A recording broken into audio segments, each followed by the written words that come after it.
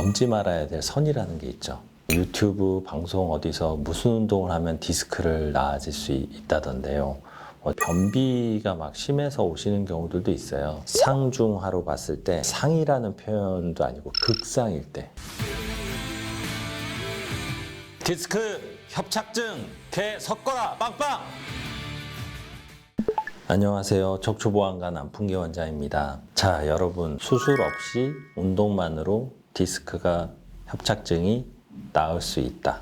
반은 맞고 반은 틀린 말이죠. 여기 단서를 붙여야 되겠죠. 중등도 이하의 디스크와 협착증이 너무 진행이 되지 않은 선에서는 수술 없이 운동만으로 좋아질 수 있습니다. 그러나 이제 좋아진다는 것은 영구적인 영원한 완치 이런 개념보다는 통증이 없이 임상적으로 활동하는데 전혀 무리가 없도록 남은 여생 동안 관리하면서 잘 살 수 있다 이런 개념이고요. 디스크와 협착증은 항상 노화와 관련된 병이기 때문에 재발이라는 거는 환자분들의 어떤 환경이나 일하시는 거에 따라서 확률적인 어떤 숫자의 차이는 있지만 재발되거나 다시 안 좋아질 가능성이 전혀 0%, 0%인 사람은 없겠죠.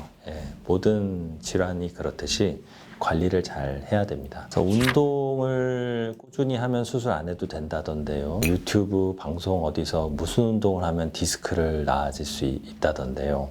정말 운동만으로 좋아질 수 있나요? 이렇게 많이들 물어보세요. 자, 디스크 초기에 아주 경미한 디스크는 신경을 누르는 경우 심하지 않기 때문에 당연히 통증이 초반에는 있을 수 있지만 이 시기만 넘어가면 금방 좋아지거든요. 초기 치료만 잘하면 1, 2주 만으로도 증상 확 좋아지시는 분들도 있어요. 그럼 이후에 운동만으로 이제 많이 좋아지시는 거고, 또 하나는 이제 자세나 근력의 저하 아니면은 근력도 이제 불균형이 있을 수 있거든요. 그것 때문에 이제 허리가 아픈 경우가 있어요.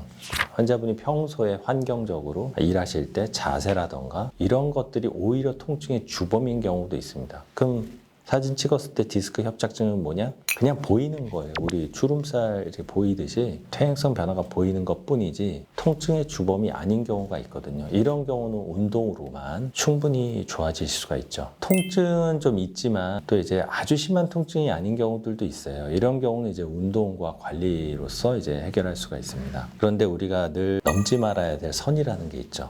시급성이라고 하는데 시급성을 가지고 좀 치료를 해야 되는 경우가 있습니다. 자, 첫 번째, 진행성 신경 증상입니다. 발가락, 발목에 힘이 빠지거나 다리가 얇아지거나 걸음걸이가 점점 힘들어진다거나 이런 진행성의 신경 증상이 있다는 이런 사인들. 두 번째는 대소변 장애, 소변을 지리거나 대변을 지리거나 아니면 반대로 이제 변비가 막 심해서 오시는 경우들도 있어요. 그리고 세 번째, MRI 상에서 신경이 눌려 있는 정도가 상중하로 봤을 때 상이라는 표현도 아니고 극상일 때, 극상이라는 거는 거의 신경이 종이짝처럼 얇아질 정도로 너무 짓눌려 가지고 이거는 아무리 6개월, 1년이 가도 나아질 확률이 극히 드물고, 통증은 초반에 좋아진다 하더라도 환자분이 모르는 사이에 걸음걸이가 점점 더 마비가 올 것이 우리가 의사가 봤을 때 거의 명확한 경우가 있어요. 나중을 위해서 후유나 장애가 남기 전에 수술을 해야 되는 경우도 있습니다.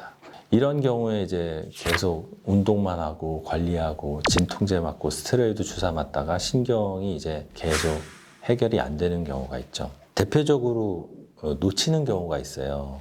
신경이 점점 안 좋아지고 있는데 이거를 오히려 놓치는 경우. 첫 번째, 통증이 줄어들어서 좋아진 줄 아시는 경우가 있어요. 통증이 좋아졌다는 건 물론 좋은 사인이긴 하지만 그게 신경이 잘 회복되고 있다는 거는 조금 또 다른 얘기입니다. 누구나 초반에 통증이 심했다가 좋아질 수는 있거든요.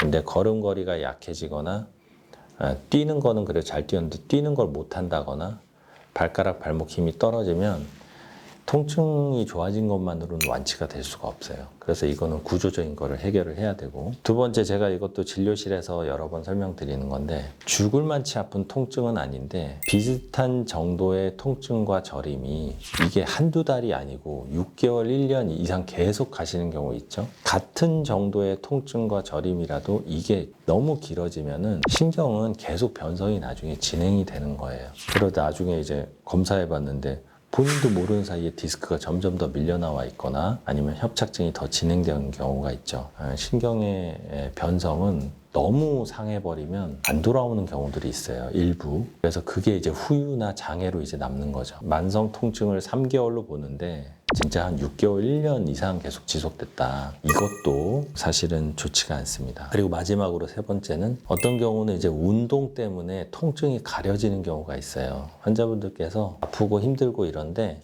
운동하고 뭐 골프 치고 이러고 뭐 이러면은 나는 어디 등산만 갔다 오면 통증이 오히려 좋아진다. 이러시는 경우가 있습니다. 그것도 좋은 사인이긴 합니다. 운동하면은 이제 통증이 풀리니까요. 그런데 이것도 기간이 중요하겠죠. 계속 아픈데 운동할 때는 좀 괜찮다가 또 안 할 때 또 아프고 이 패턴이 변화가 없이 계속되는 경우가 있거든요. 그것도 낫는 경우가 아니에요. 반복적으로 해서 점점점 좋아지면 좋은데 계속 했는데도 불구하고 운동할 때만 증상이 좋고 운동 안 하면 그대로 다시 아프고 이것도 올바른 치료의 방향은 아닙니다. 그래서 정리해서 말씀드리면 운동은 너무 중요해요. 반드시 해야 되는 거고 디스크 협착이라는 게 신경과 관련된 거다 보니까 모든 조직이 그렇겠지만 골든타임이라는 게 있어요. 이 골든타임을 이제 넘어가는 지속되는 증상은 나중에 후유나 장애가 더 오기 전에 좀 치료를 하셔야 되는 경우가 있습니다. 그래서 항상 말씀드리는 수술도 잘 하고 이제 비수술적인 치료들도 많이 하는 이제 균등하게 하는 그런 기관에서 한번 객관적으로 이제 평가를 받아서 결정하시는 게 가장 좋은 선택을 할 수 있는 방법이 되겠습니다. 지금까지 척추보안관 안풍기 원장이었습니다. 감사합니다.